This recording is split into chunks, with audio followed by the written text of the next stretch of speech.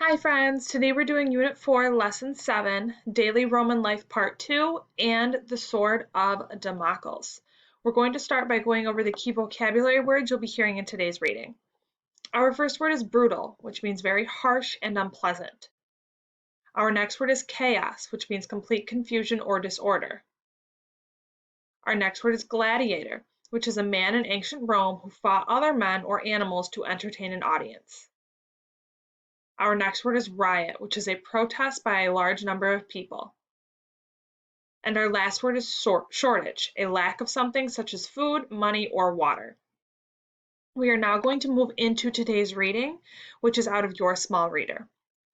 Chapter 8, Daily Roman Life in the City, Part 2. Let's imagine you are a child in a wealthy patrician family. Like most patrician families, you live in a large house, known in Latin as a domus. A domus has several stories with enough rooms for your large family, mother, father, children, grandparents, dozens of slaves, and several aunts, uncles, and cousins. It's common to find the family gathered in the atrium, a large open space in the middle of the domus. An atrium features a skylight or hole in the roof, which creates a bright atmosphere and helps air circulate through the house. If you look closely at the floor, you can see a shallow pool of water in the middle of the atrium. This pool is there to collect rainwater because there is no way to close the skylight. The pool is also a good place to rinse your feet if they are dusty from the streets.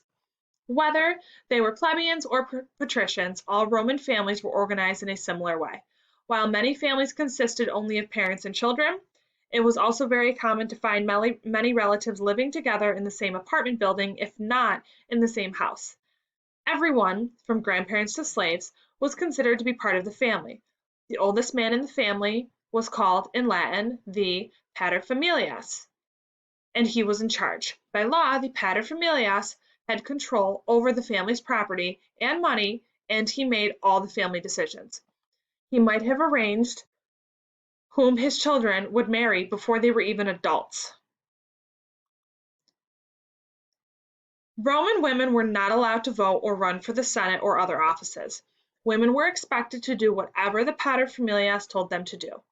Nevertheless, Roman women did have some rights that women in many other civilizations did not have at the time.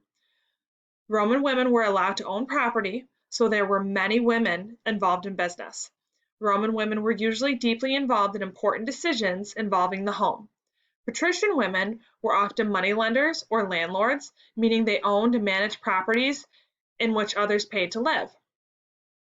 Most plebeian women had their hands full with domestic duties, which included raising children, cooking, and cleaning. They may have also carried on trades such as selling food in the market. Wealthy plebeian and patrician women had slaves to do the work for them. Much of their time was spent managing their slaves. The richest families sometimes had hundreds of slaves to manage. Patrician families and friends loved to gather for long, relaxing meals. They would sometimes eat for hours, nibbling at their food, drinking wine, and sharing all the latest stories they had heard around town. Rich patricians liked to recline on dining couches during meals. Sometimes they would lie on their stomachs. At least they didn't have to worry about spilling food on their laps. People often ate with their fingers, no need for a fork or spoon, unless they were eating soup. On an average night, however, most plebeian families usually did not have time for long suppers. They probably sat around a table on stools, and their food usually wasn't very elaborate. A typical plebeian family would eat bread and porridge made of grain, along with small helpings of meat and whatever vegetables they had on hand. As the population living in Rome grew, the city became more and more crowded. Although plebeians had opportunities to make money and own property, life was not easy for most of them. Because Rome relied so much on grain shipments being imported from across the sea, sometimes there was a food shortage. War and bad weather sometimes delayed those food shipments from arriving at the wharves, and Rome would suddenly become an angry city of thousands of hungry people. Disease was a big problem too. Romans worked hard to try to keep the city clean, but it was an impossible situation with so many people. As a result, horrible diseases sometimes spread throughout the population. The life of patricians might have seemed easy compared to the lives of plebeians and slaves, but that doesn't mean the patricians didn't have worries. Patricians were the wealthy elite in Roman society, but there were not as many of them as there were plebeians. As time passed, the ordinary people of Rome, or the mob, as the patricians called them, began to understand that they had power in their numbers. Riots became common. People would rampage through a city, burning and trashing buildings, and generally creating chaos. People rioted most often when there were food shortages. Not surprisingly, this always made the patricians very nervous. The patricians always had plenty of food, and the plebeians knew it. They placed valued The patricians valued their high position in society and felt threatened that the protest of the many plebeians could eventually change their status. So the wealthy Romans came up with a plan that is sometimes called bread and circuses. The idea was basically to distract people from their problems by staging amazing spectacles. This was part of the reason why buildings like the Circus Maximus and the Colosseum were built. Just when the mobs were starting to get restless and wanting to start a riot, the Senate and other patricians would pay for a couple weeks of games to distract unhappy citizens. Usually these games involved chariot races, fights among people and animals, and circus tricks involving trained animals, acrobats, jugglers, and other entertainers. If you have ever been to a circus under a big top tent, you can thank the Romans, because they were one of the first to do it. Of course, our circuses are far tamer than the Roman circuses. Instead of having a lion jump through a hoop, they had lions fighting people. The ultimate spectacles took place in the great amphitheater you have heard about called the Colosseum. Here, gladiators would fight each other for the public's entertainment.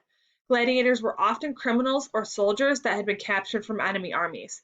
Though rare, there were also women fighters called gladiatrices. Believe it or not, some people chose the life of a gladiator for the fame.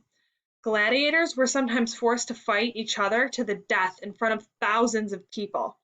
Many gladiators did not live very long. One appearance in the arena was all they got. Roman games were not for the faint of heart. Think about life in Rome from a Roman's perspective. They lived in an incredible city and they had all kinds of opportunities, but life was still very hard.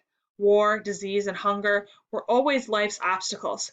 Medicines and medical care, such as we know today, did not exist in ancient Rome. The Roman legions marched all over the world, with countless Roman soldiers never to be seen or heard from again.